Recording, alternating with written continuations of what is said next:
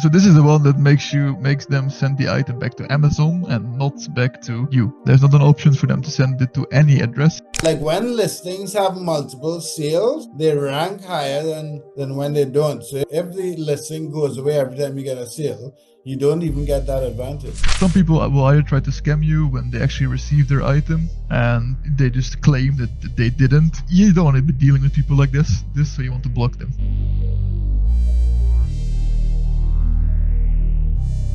All right, what's up guys, Mark Augustine here. And this is a follow-up video to a video we did previously. We previously went over the business policies and all the business policies and how you need to set them up for eBay dropshipping.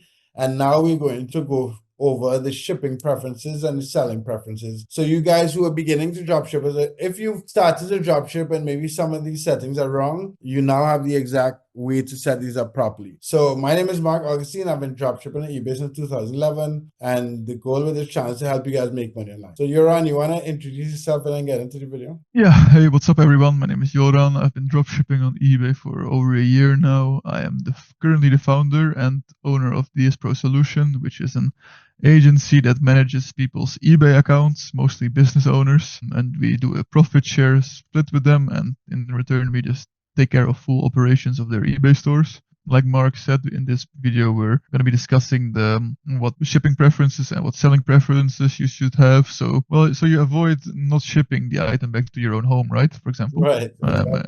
We briefly discussed that in a previous video, where if someone wants to return an item, they see automatically your address and they will just send it to your address. You don't want any of those items at your address, right? Because you'll have to send it back to Amazon yourself, or keep it. It's just gonna or keep it, right? Or keep it. Yeah, exactly. Whatever you prefer. So yeah, I'm just going to show you, dive right into it, right? So here we have shipping preferences. If you just scroll down here, we don't change anything really. We just scroll down, and what we want to do is you want to request the buyer's phone number every single time.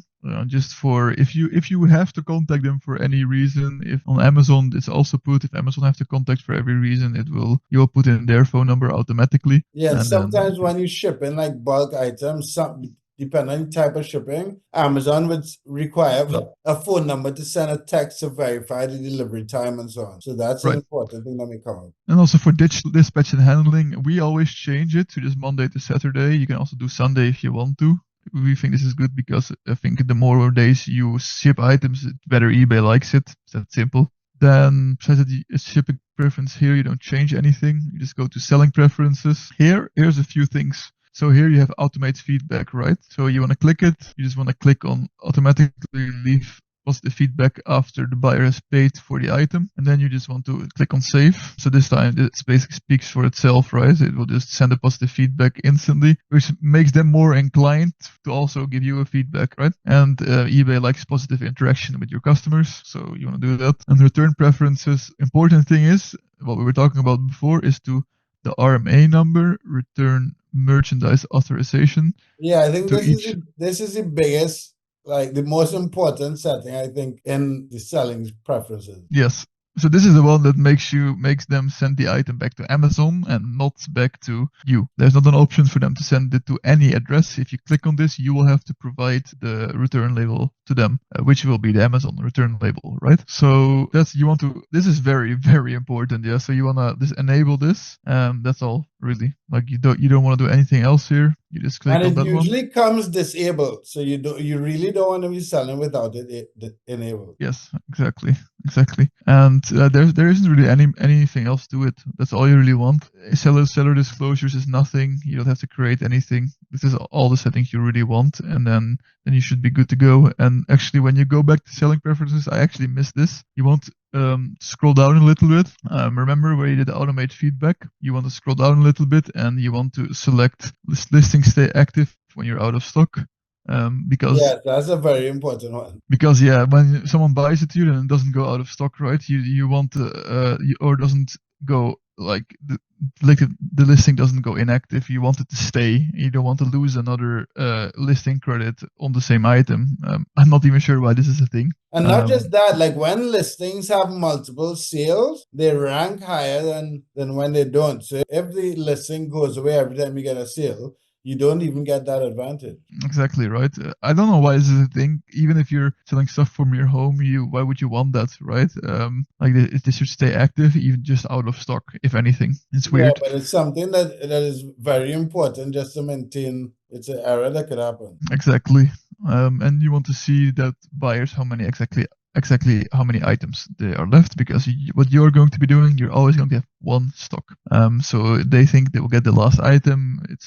It urges them to buy. So that's also an important setting. Then we scroll down more, and nothing else you actually have to put in here. A little tip is what you can do for your buyers. You have a blocked buyers list. Whenever you have someone that does a return to you, what we do is we just put them here. So let's say Mark returned an item to me. I'll just like type in Mark Augustine. I'll block him because he returned something. I don't want to deal with returns or item not received cases. I'm just gonna submit this, right? And then he can't buy from me anymore. This is a small thing, but it can help you in the long run, right? Because some people will either try to scam you when they actually receive their item, right? And they just claim that they didn't. You don't want to be dealing with people like this, so you want to block them. Yeah, that's all when it comes to the selling preferences and the shipping preferences.